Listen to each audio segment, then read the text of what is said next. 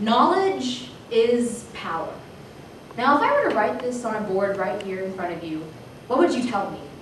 That you've heard of this phrase before, time and time again, that by now it's become a cliche.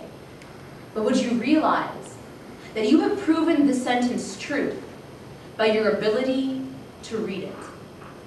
Today in the world, there are over 785 million people who will never be able to experience for themselves the power of that sentence. 785 million adults who do not possess the ability to read or to write. 2/3 of those illiterate adults are women.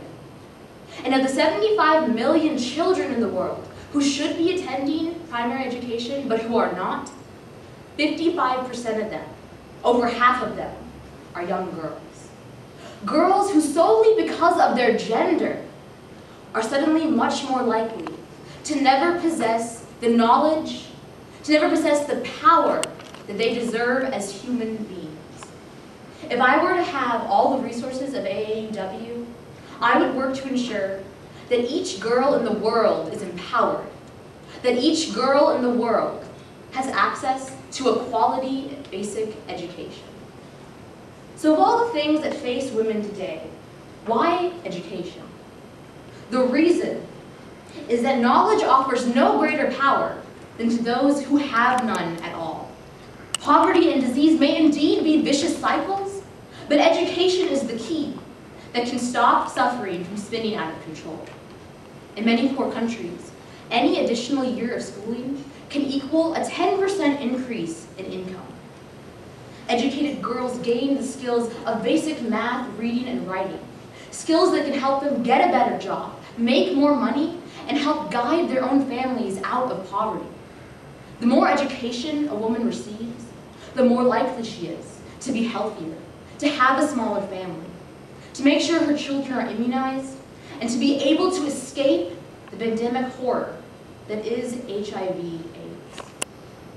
When a girl learns in a safe environment, one where she is protected and encouraged and receives as much respect and integrity as any boy would, she learns how to think critically and how to solve problems.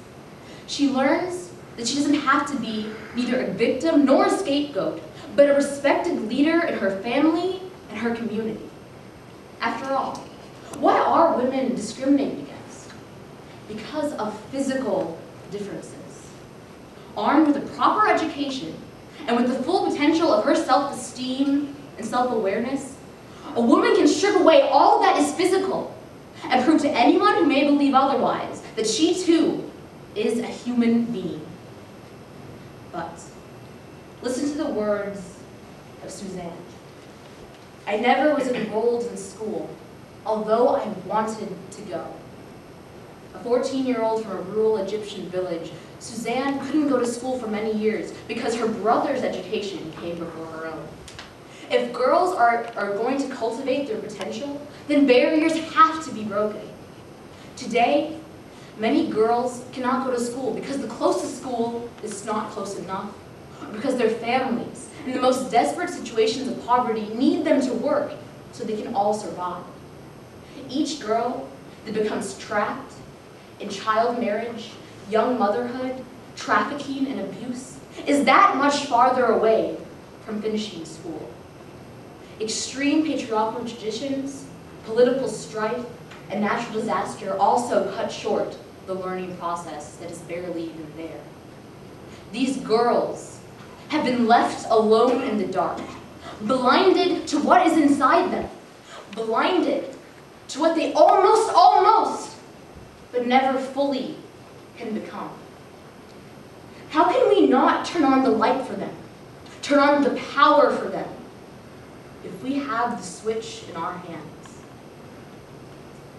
The numbers about gender equality and education are improving, and there is hope. But what are we supposed to tell the 41 million girls in the world who today still cannot be educated? Do we tell them that we simply couldn't get to them in time? That we may never get to them? By training teachers, building more convenient, healthy facilities, strengthening community bonds, and pushing away extra barriers like poor sanitation and poor nutrition, we can make sure that every girl is educated.